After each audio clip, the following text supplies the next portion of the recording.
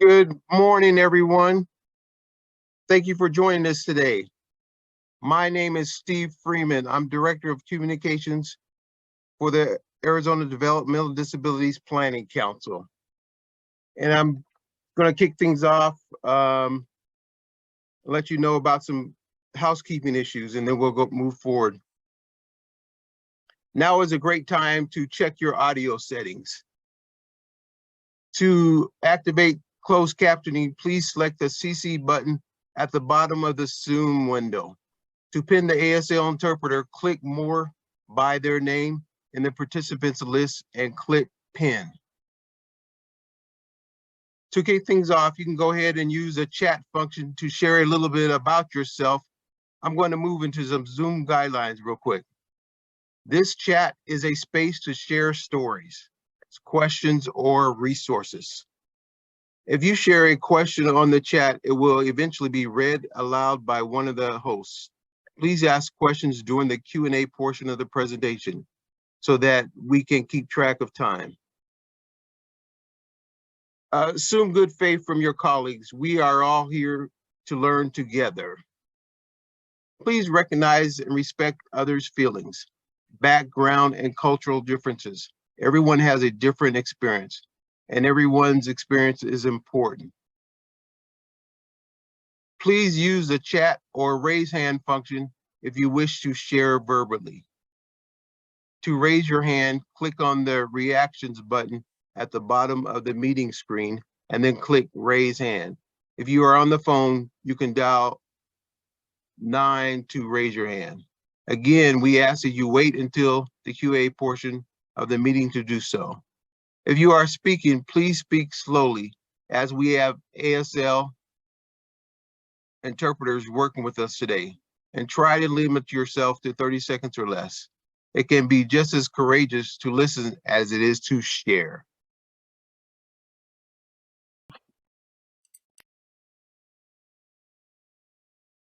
Thank you. All right, Steve, are we ready to get started? Go ahead, Heather, take it away, please. Okay, so first I want to say happy National Disability Employment Awareness Month to everyone here, also known as Nadim. I would like to welcome each one of you to this exciting complimentary training series made possible by a partnership with the Arizona Developmental Disability Network, Arizona Association of People Supporting Employment First, also known as AZ-APSE, Arizona Employment First, and lastly, Vocational Rehabilitation, who will be providing this training. I am Heather Wolf-Holstein, a Caucasian woman who is wearing glasses and a white shirt. I work at the Sonoran Center for Excellence in Disabilities at the University of Arizona as a statewide coordinator for employment initiatives and project search. Welcome to the first of a 4-series Windmills training, Changing the Perception of Ability. We will be celebrating Nadim with a different windmill training every Wednesday in the month of October from 10 a.m. to 11 a.m. So be sure to register. Today's session is titled Matrix Profiles and will be taught by Mary Fleck and Alicia Botkin from Vocational Rehabilitation. Alicia Botkin has been working as a rehabilitation services supervisor for 4 years. Before that, she was a support coordinator for the Department of Disabilities, DDD.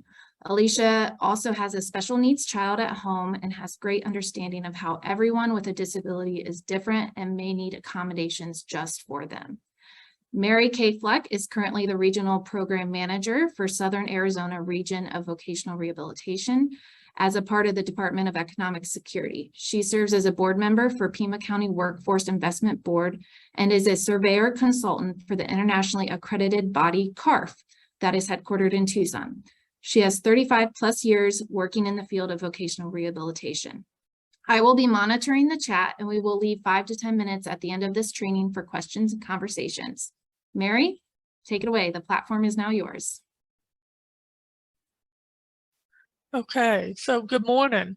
So I just go ahead and just a quick housekeeping reminder to please remember to silence your cell phone and don't put your phone on mute or don't put it on hold because we don't want to hear your background music. And then feel free to ask questions in the chat and we will actually be able to actually answer those questions at any time. So if we can go ahead and go to the next slide, and we'll have the learning objectives. Alicia, you want to take over from here? Absolutely.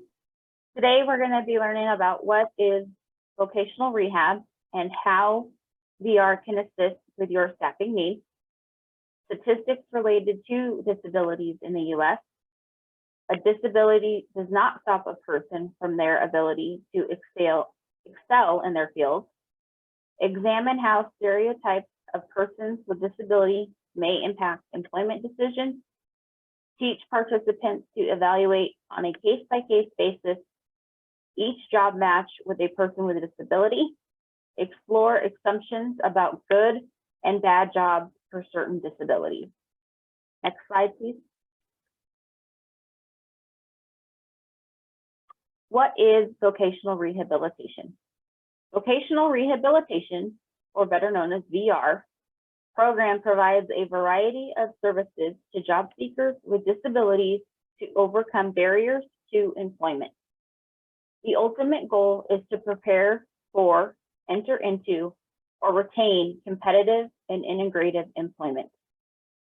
The VR program is public program funded through federal and state partnerships, administered by Rehabilitation Administration, RSA, under the State of Arizona Department of Economic Security. Next slide, please. So let's talk about who is eligible for VR services. Job seekers who have a documented disability, physical or mental impairment, job seekers whose disability consists or results in substantial impediments to employment, job seekers who require VR service in order to prepare for, secure, or retain or regain employment, and job seekers who can benefit from the provision of VR services in terms of achieving an employment outcome. Next slide, please. So what is a disability? ADA disability definition: an individual with a disability is one who has a physical or mental impairment that substantially limits a major life activity, has a record of such impairment, is regarding as having such an impairment. The ADA explains major life activities as caring for oneself, performing manual tasks, walking, seeing, hearing, speaking, breathing, concentrating, learning, working, sitting, standing, lifting, and etc. Next slide. VR services for eligible job seekers. An assessment to determine eligibility and VR needs, vocational guidance and counseling, training, worksite evaluations, job readiness training, job development, job placement services, rehabilitation technology services and devices, and other support services. Next slide. So why would an employer contact VR?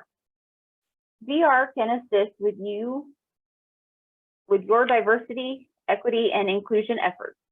VR can assist your business with its staffing needs. Employee cannot meet production demand.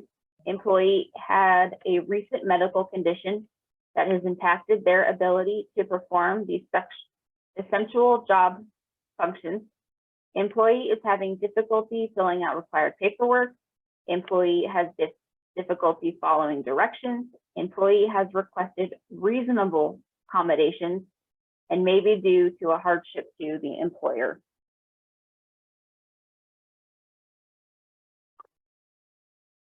So general public challenges: disability stigma, the disapproval of discrimination against people with disability, or PWD, that serve to distinguish them from other members of society due to false assumptions, such as social avoidance, stereotypes, and myths. Mary, would you like to take it from here?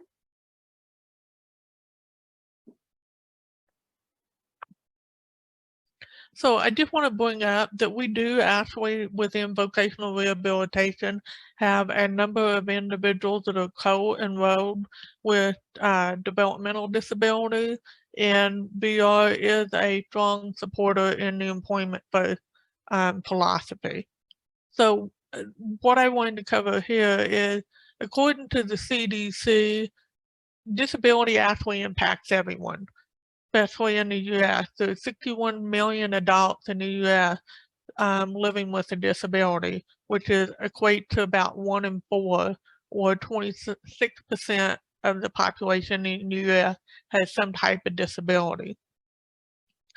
82% of the disabilities are acquired as a result of age, illness, accident, or warfare. In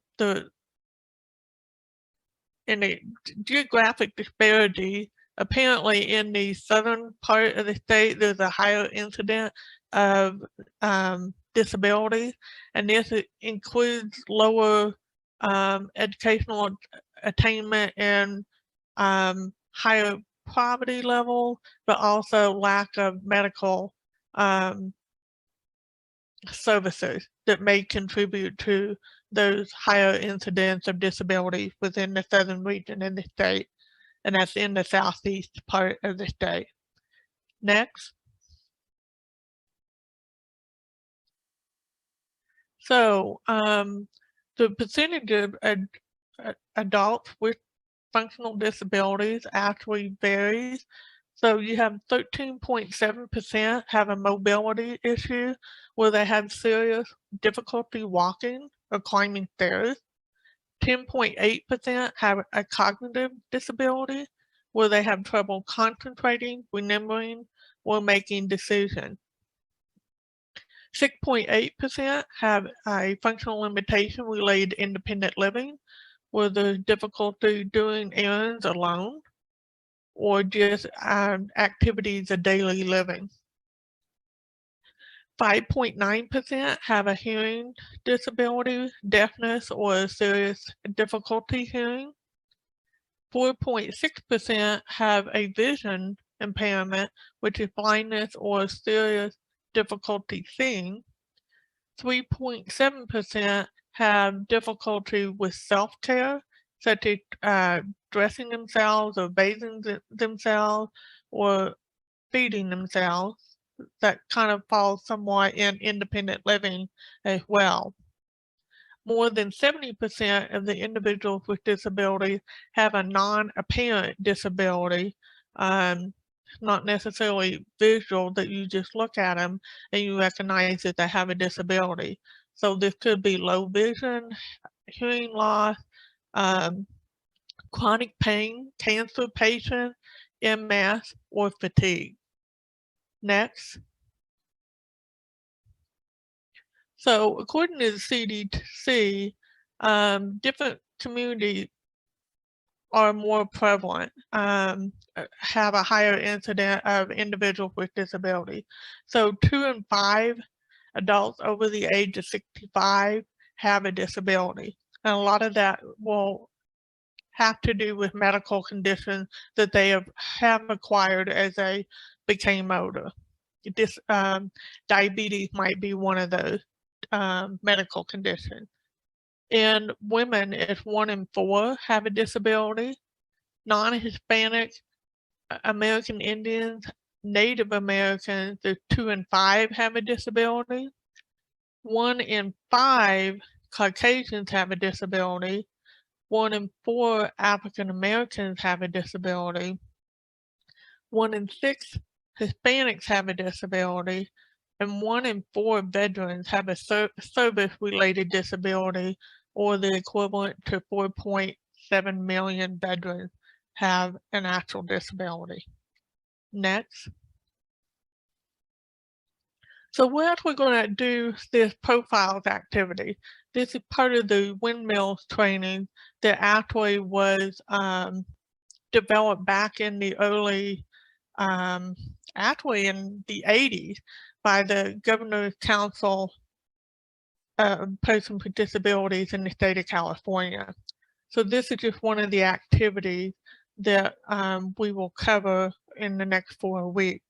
So with this, we're going to show a matrix here in the next couple of slides, and we're going to break out into breakout rooms. So the object of this is you're going to see different disabilities at the top of the matrix. And then you're going to see at the side, you're going to see different types of jobs. So what we want you to do is look at the disabilities and then look at the types of jobs and identify 2 combinations that you think are the most likely a good job match. So you can actually be combining different more than one disability with a particular job that you think is a good fit. And then the next step would be to identify 2 combinations that you think are the least likely of a job match. So I'm going to go ahead and pull up on the next slide. Next. This is the matrix. It's the same matrix for the most likely match and the most likely not a good match.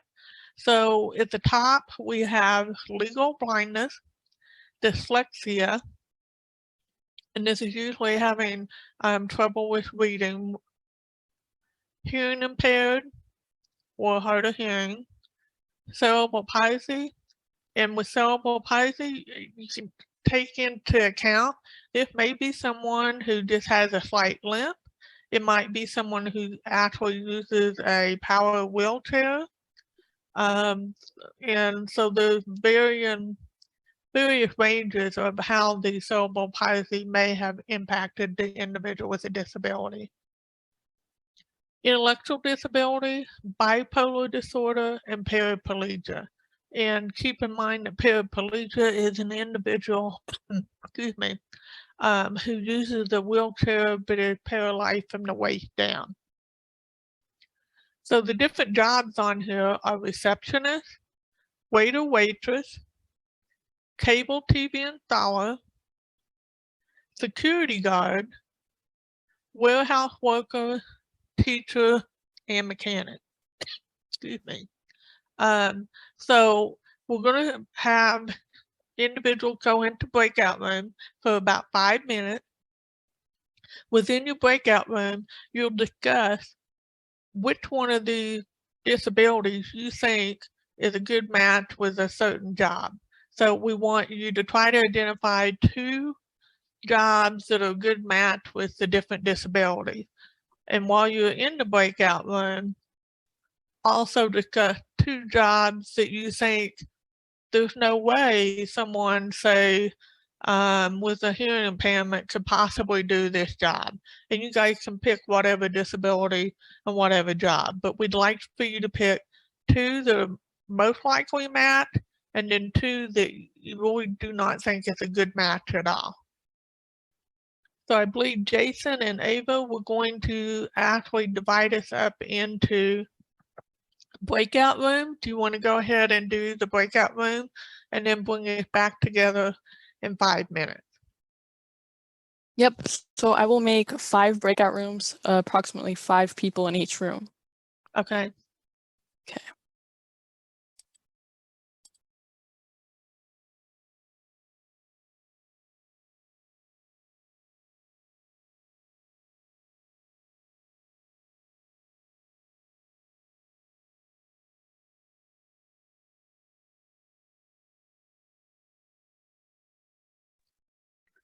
Okay, so I hope each breakout room identified like a note taker that would come back and debrief. I know we've got 5 different rooms. So group 1, and I think I may have been in group 1. Do you guys want to report out and debrief us on what your findings were?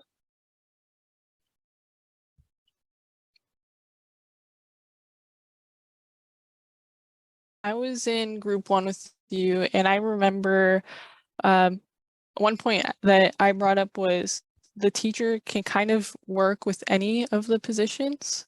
There's so many different ways to teach. Yes, and I think in our group, we even said that on this, we're not necessarily saying an elementary school teacher, so this could even be like a fitness instructor that's teaching fitness classes in general. So Lisa was the, I'm gonna pick on you. What was it that we were coming up with that may not be the best match? We were talking about like security guard being maybe a more physical job, and someone that has cerebral palsy, if there's a physical element to that, might not work out. Or if a person has paraplegia, they might have a mobility device that they use, and just the nature of the job is a little bit more physical. Okay, okay, thank you for that. Okay, group 2, who is your designated note taker or report out person for?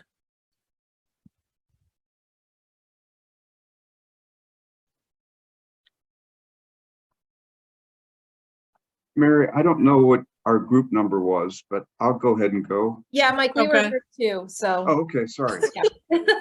So at first we went down the list, and we started with a person with that was legally blind, and we started to just check off a few of them. We said that that person could be a receptionist or a teacher. And then we started to go down dyslexia, and then we decided that a person with all the disabilities could do all of the jobs. So every box had a check mark. Okay, And so I don't know if the rest of the group members want to jump in.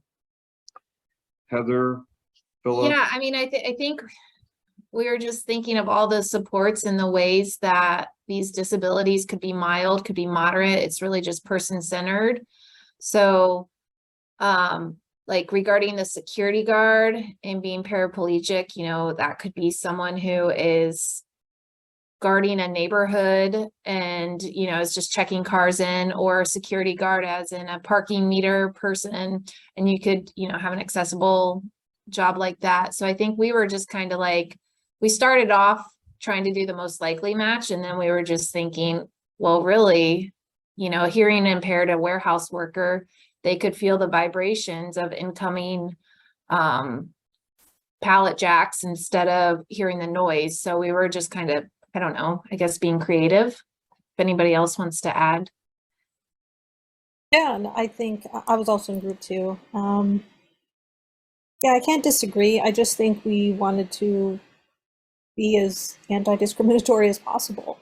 Why couldn't somebody with, you know, cerebral palsy do what they want, or with dyslexia, or, you know, or somebody who is hearing impaired and blind? I mean, I think once we hear those terms, we label people and we put them in boxes, and I think that's what we didn't want to do.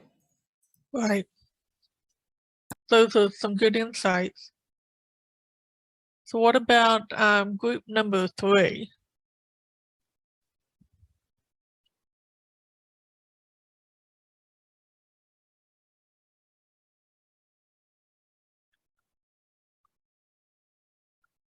This is David Simons. I'm not sure if we were group 3 possibly. Okay, But we kind of talked very similar in terms of roles and trying to match the disability to different roles, that in general that someone with any one of those disabilities can perform any one or part of those job tasks. We did talk a little bit about kind of disabilities and things that might not be, you know, in terms of, for example, how someone, you know, a paraplegic in a warehouse, you know, they can still perform the function if they're able to pick from lower levels and, you know, technology and the right tools and so forth. So it's really not any one job that someone could not do. We just kind of took it from that approach. Okay. Good observation. Did we have a group 4?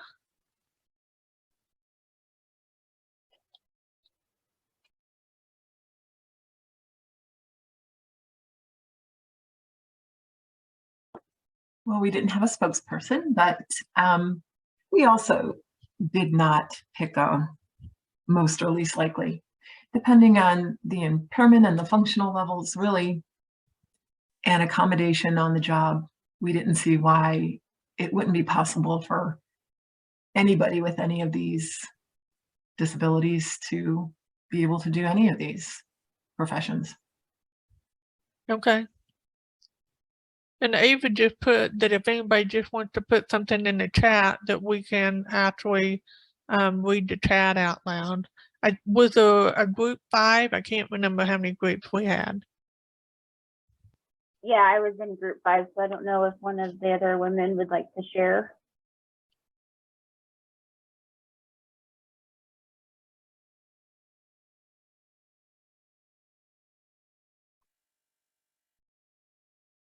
Okay, so we talked about how a receptionist could do their job with any of those disabilities, and the same with a warehouse worker. We also talked about least likely how with accommodations you could do certain things, but then again, there might be limitations like a cable installer who's paraplegic. That might be rather difficult if they have to climb on a roof. And then we talked about a waitress, how if she was legally blind or had hearing impairment, it would be rather difficult for her to wait on people as well. Okay. Thank you, Alicia. So there's some good observations all the way around.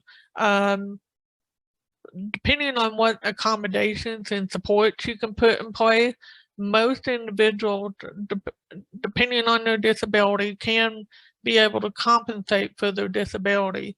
So just to give you an example, if you're legally blind, there may be screen readers or enlargers to allow you to be able to do the job as like the receptionist or the teacher, even a mechanic. I actually know someone who's legally blind as a mechanic and actually makes over $200,000 a year as a mechanic, and he's legally blind. There's hearing aid, Beat the Text Act to assist individuals living with hearing loss.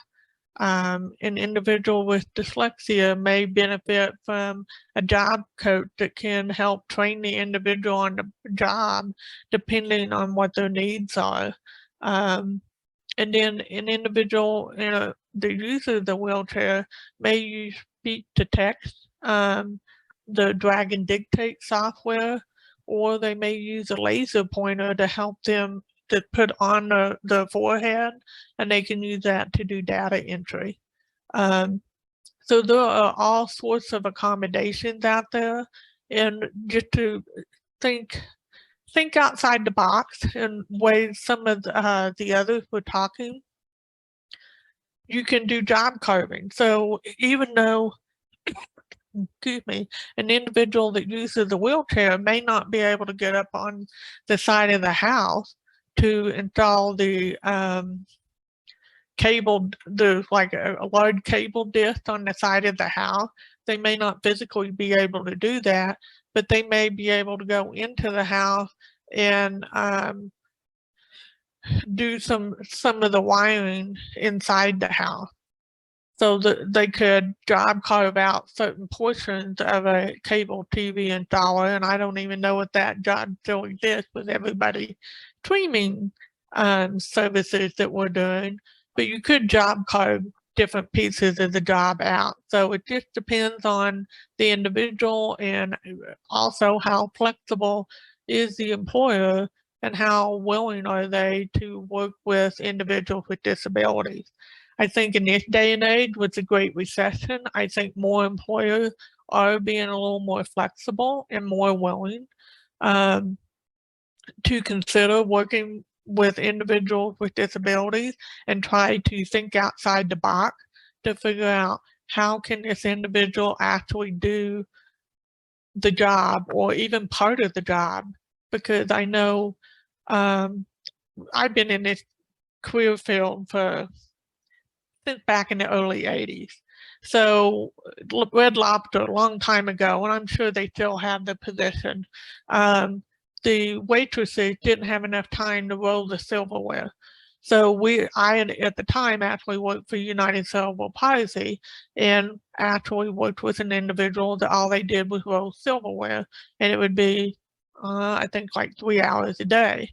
Gradually, we got to add on dishwashers. So they actually increased their hours because they had a need that could be carved out of the system. A receptionist, I had an individual who actually worked for a warehouse vegetable produce company that actually sold all your things related to salads to Burger King and some of the other restaurants. We had an individual with autism that was able to do data entry quicker than the other individuals. And so he could do the data entry, but they would, if they didn't have enough data entry to keep him busy, he would start banging his head on the desk. So we did figure out that he loves to do puzzles.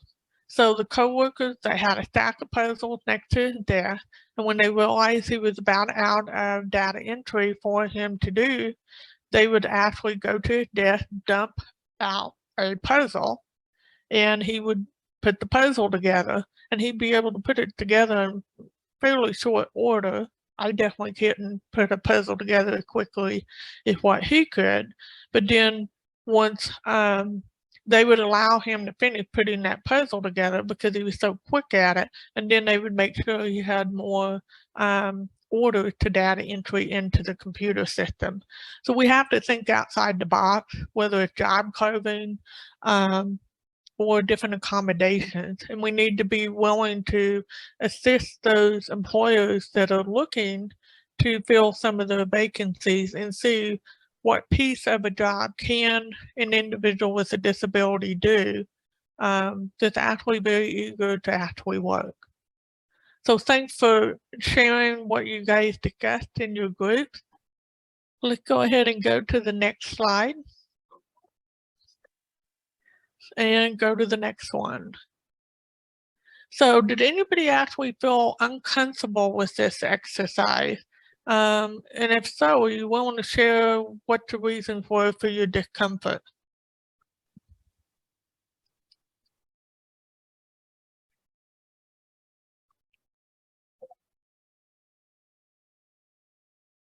Nobody wants to step up. Well, I will say when I first started doing this, I felt a little uncomfortable with doing it.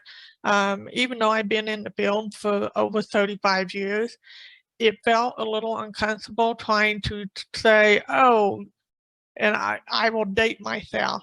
When I first started in the field, a lot of the individuals that were legally blind, we automatically said, oh, you can be a piano tuner or you can be a massage therapist. Those were the two options that we would give them. And it felt uncomfortable that we weren't allowing them to have more input into it because everybody's different and they do have strengths, abilities, and interests that we should have been taken into account into what they were capable of doing. So it is uncomfortable, and we should always ask the individual what type of accommodation do they think they can do, what type of jobs are they interested in doing based on their ability, strengths, and their interest, not focus on what the disability is, but focus on the ability. I think someone had a hand up. I did, Mary. I Okay. did, Mary. It's Kudus or Dana, I think, on the screen. I wanted to say and agree with you. I was uncomfortable myself I should have just admitted that right away, but I was uncomfortable only because I don't want to make that determination on all of those different, and especially after you talked, you know, you really opened up my mind to the possibilities that, you know, with the right accommodations or adjusting yourself, that pretty much you could do any of them. A person could do any of them jobs. That's all. Thank you, Mary. Okay. Thank Thank you, Dana, for sharing. for blowing my mind. Okay, next slide.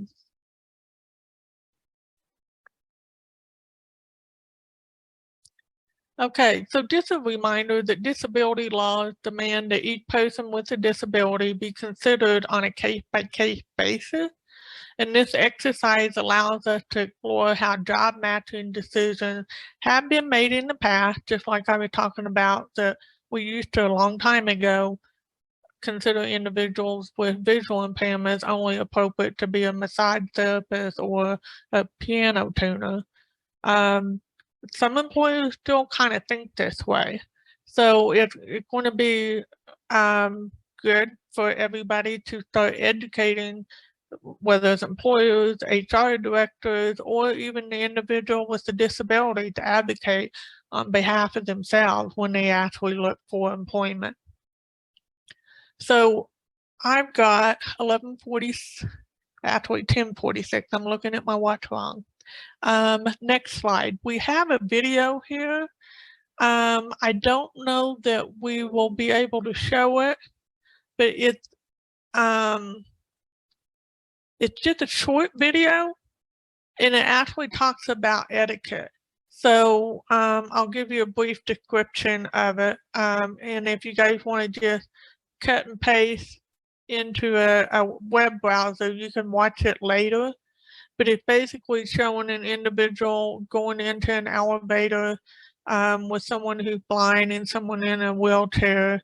And he kind of speaking real loud to the blind person and patting the person on the head that's in the wheelchair, and really not being respectful to the individual with the disabilities in general. So just having some common courtesy etiquette, like if you're actually interacting with an individual who is hard of hearing, don't scream at the top of your lungs. You're not going to help by screaming really loud to them.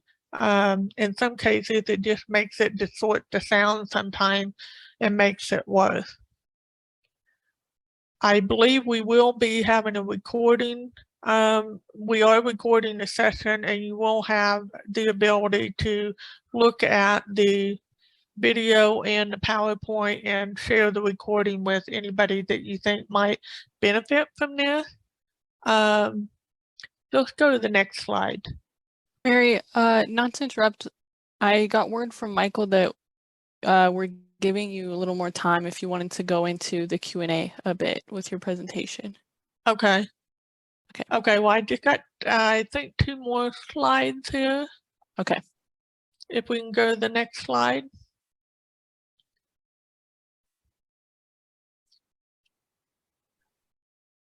And I'm not seeing the slide on the screen now.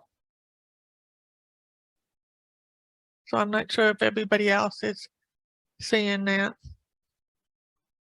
Okay, next slide, Jason.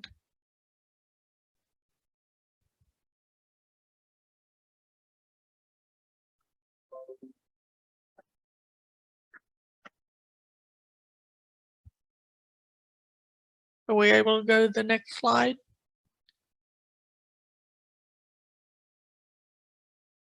Hasn't happened yet. Here we go. So why is etiquette important? It's ensure disability inclusive workplace culture, basic human courtesy, allows individuals to feel comfortable around one another, increases work productivity, and just make good business sense. Next slide. So I'm going to put another plug in for VR. So the importance of vocational rehabilitation and employment first to the economy.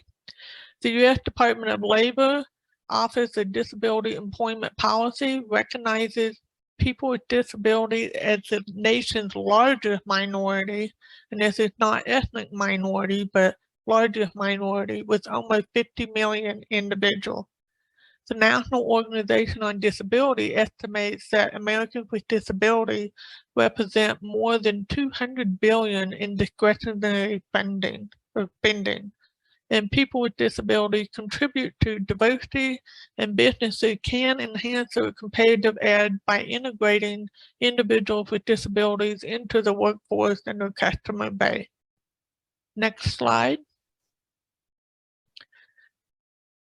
So I love seeing this little guy on prosthetic legs. So when we've had these discussions, we've all been thinking outside the box at how we can help individuals with disability overcome barriers. And even with this guy, he's out there running. He may have prosthetic legs, but he's enjoying track and field even as a young guy. So with that, the next slide is question and answers.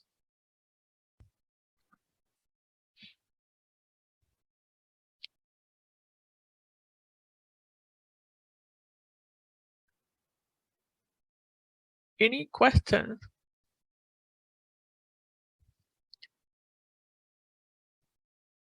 Well, go ahead. If we're not having any questions, let's go to the next slide. There's Alicia's contact information. And then I think Bibiana was supposed to be with us today. She's the next slide, I believe. But she is out today.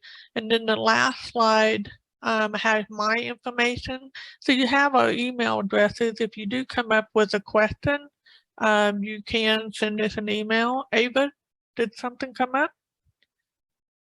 I just wanted to say if there were no questions, I could share the video as well that we had skipped earlier.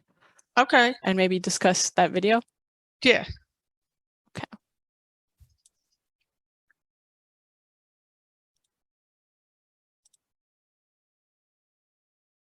Let me.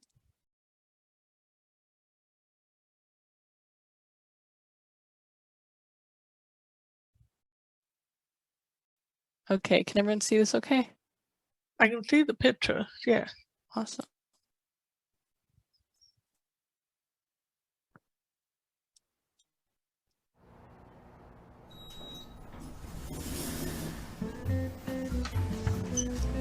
Good morning, Bob.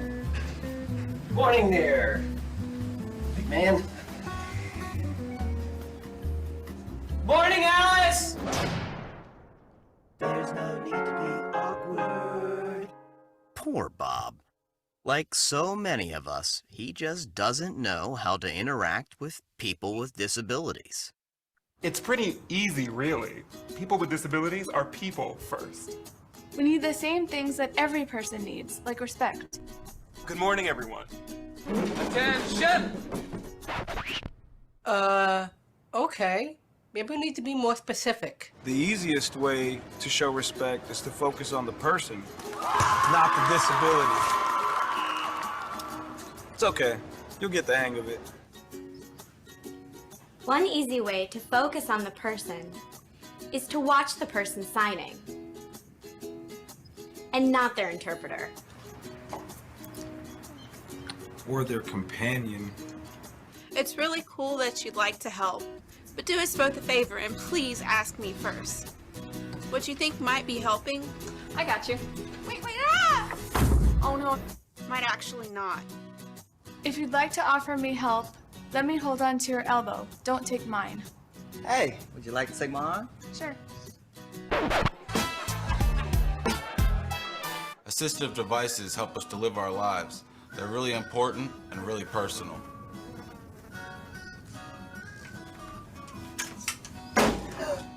Grabbing them only makes it weird for everyone. What? Please only touch our devices and service animals if we've given you permission. And don't take it personally if I ask you not to.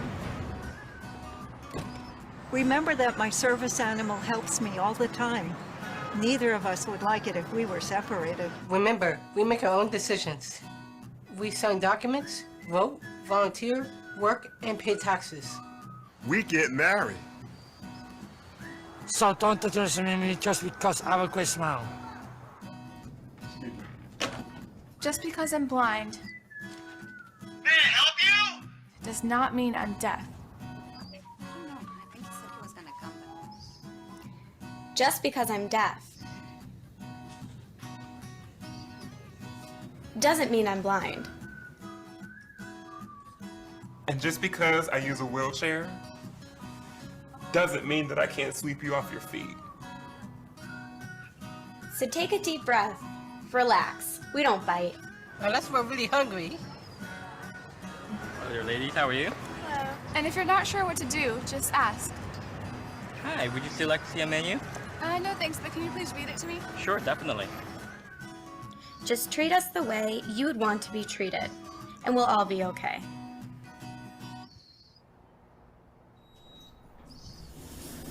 Good morning. Good morning. Good morning, Alice. Right. Awkward no more. Nice job, Bob. Go forth and be human. There's no need to be awkward.